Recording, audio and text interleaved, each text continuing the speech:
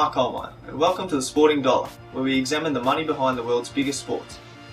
On today's show, we will have a close look at broadcasting deals in two of the world's highest earning leagues in professional sport, the English Premier League and the National Football League. We will be examining the structure of the current television broadcasting rights in England and America, as well as the evolution of the rights over the last 15 years.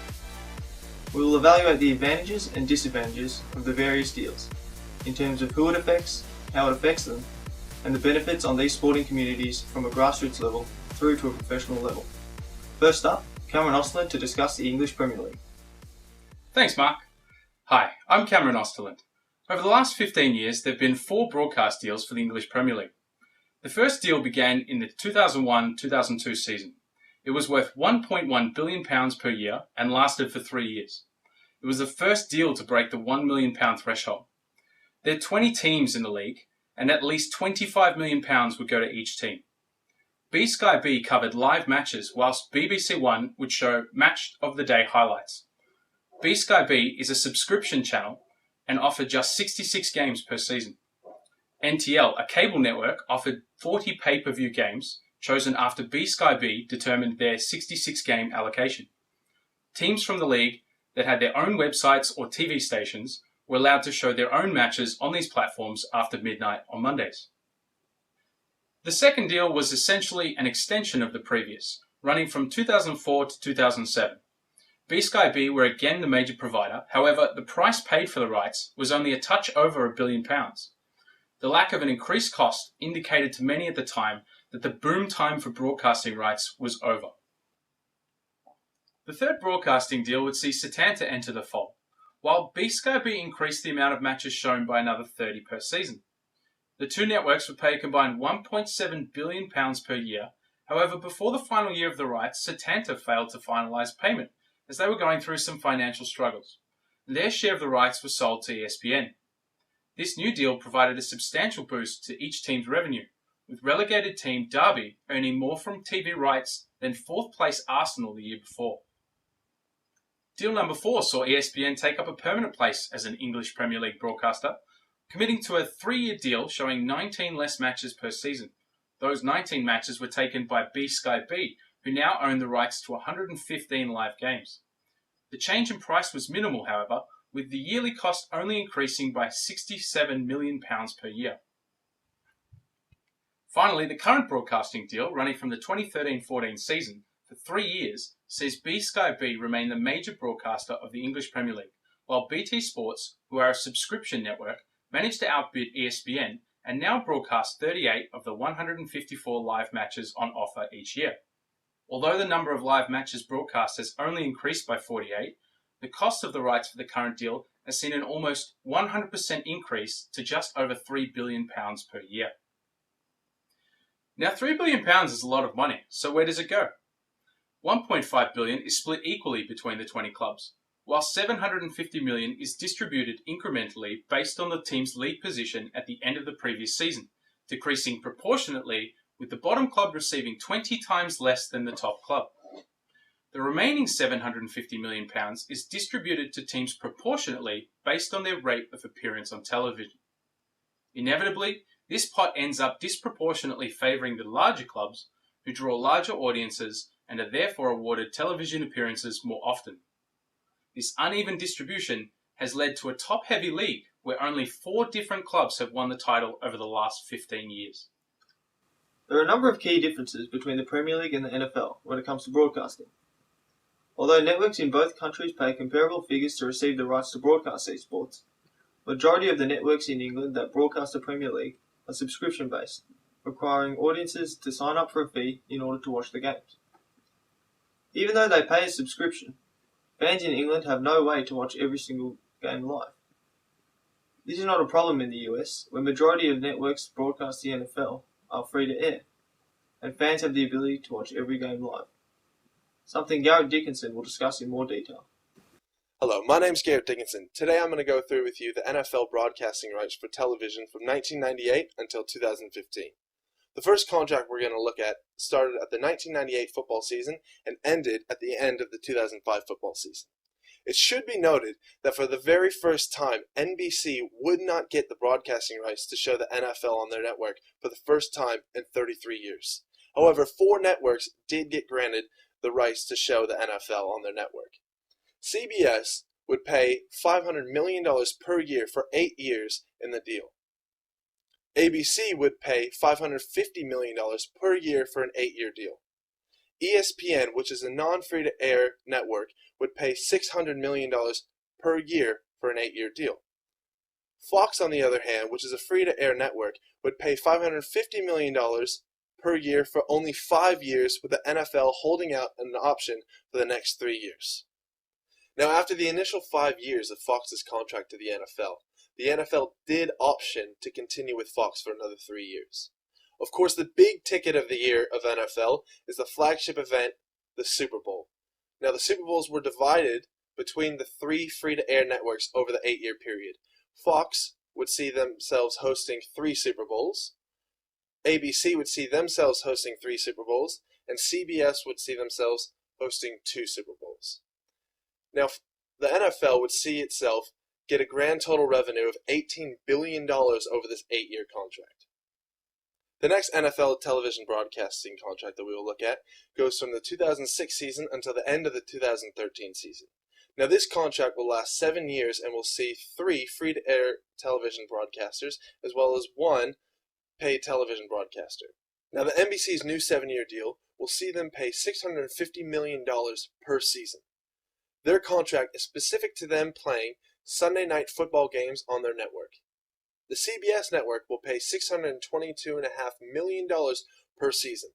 Their contract is specific to them playing AFC games on Sunday afternoons. The Fox network will pay $712.5 million per season. Their contract is specific to them playing NFC games on Sunday afternoons. ESPN will pay a whopping $1.1 billion per season. Their contract is specific to them having the rights to Monday Night Football. Now, once again, the game that everyone wants to have broadcasting rights to is the Super Bowl. Now, this 7-year deal will see the game divided between the 3 free-to-air networks. CBS will broadcast 3 games, Fox will broadcast 2 games, and the NBC will broadcast 2 games. This 7-year deal will exceed over $21 billion for the NFL in revenue just from television alone. Now, the third and final NFL contract that we're going to go over is the NFL's current contract. This contract was actually signed back in 2011 as an extension of the current deal. This contract now will exceed over $40 billion over 9 years just in the local U.S. market alone. Now, CBS will pay $1 billion per season and will continue to have the AFC exclusivity. The NBC network will pay $950 million a year and will continue to see their primetime Sunday night exclusivity. The Fox network will pay $1.1 billion a season and will continue to see their NFC Sunday afternoon exclusivity. ESPN will pay a staggering $1.9 billion a year just to maintain Monday Night Football. Now, this current contract will also see each of the 3 free-to-air networks see 3 Super Bowls provided through their network over the next 9 years. Now, it's interesting to note that NBC Network actually pays the least amount per season. However, their viewership as thus far has actually been the highest ranking viewership. ESPN, however, pays the most for their exclusivity, and they continue to get the least amount of viewership. It goes to show that paying the most money doesn't necessarily bring in the most viewers. Now, with the 3 contracts that we've discussed today, there's one huge underlying similarity between them, and that is the blackout clause, which was created in 1973 to benefit the NFL. However, it does disadvantage the broadcasters and fans alike. This clause was created in a way for the NFL to not broadcast games that did not sell out the maximum capacity of the venue. Now, there's 2 theories behind this as a reason why. One is the fact that the NFL is trying to get people to go to the game, and the other is the fact that the NFL might not want to show a half-filled stadium. Now, to complete this clause, you actually have to sell out your venue 72 hours before the event takes place. However, according to the NFL, they insist that the venue does not have to be sold out to capacity, but does need to have majority percentage of seats sold. September 30th, 2014, the Federal Communications Commission did vote unanimously 5-0 in support of dropping their favor of the NFL's blackout clause. Now, not until March 23rd, 2015 did the NFL drop the blackout clause for one season alone. However, there is one big advantage of these substantial contracts, and that's the fact that a large amount of revenue is coming in from the broadcasters to the NFL. The NFL does have a revenue sharing scheme between all 32 teams participating within the NFL. For example, the Green Bay Packers are the only team in the NFL that are publicly owned. Therefore, at the end of each financial fiscal year, they are obligated to disclose all financial information to the public. Through their financial information, we are able to discover and understand more just how this revenue sharing scheme works.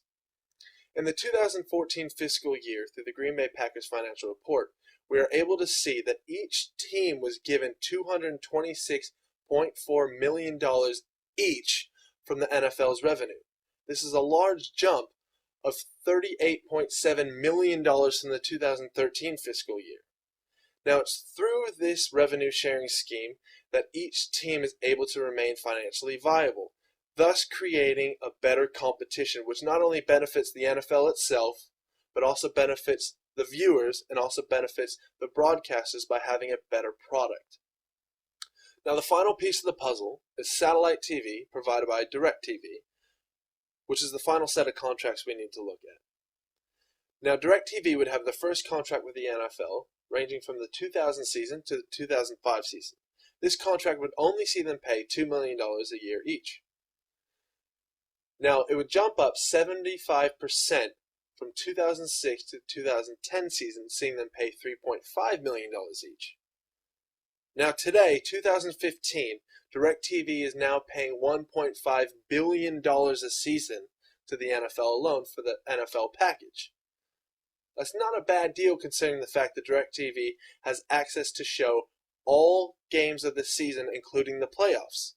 That is a lot better compared to the $1.9 billion a season ESPN is paying just for Monday Night Football. Now back to you, Mark.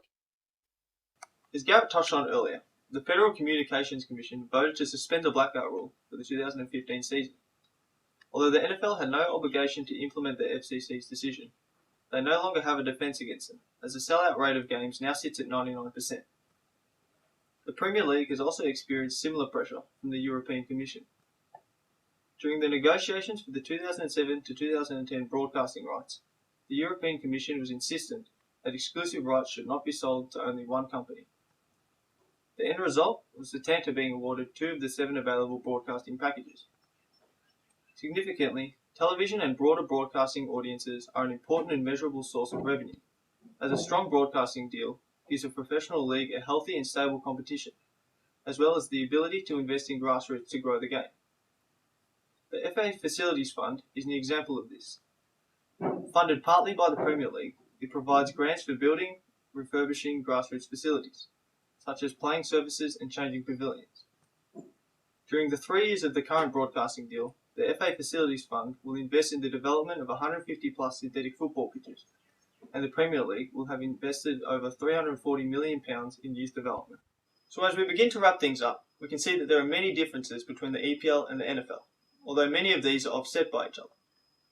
As we have discussed, the NFL is largely shown on free-to-air television, whereas the EPL is exclusively shown on subscription TV. The EPL has almost half as many teams within the competition as the NFL, yet they play far more games each season. It is also noteworthy to remember that the US population is considerably larger than that of the UK. This provides a potential growth area for the NFL, which the EPL does not have. By contrast, the EPL does not broadcast all of its games, unlike the NFL. Based on the fact that the EPL still has live matches to offer in future broadcast deals, it is fair to say that the EPL still has room to grow in this sense, whereas the NFL has probably reached its potential in this area.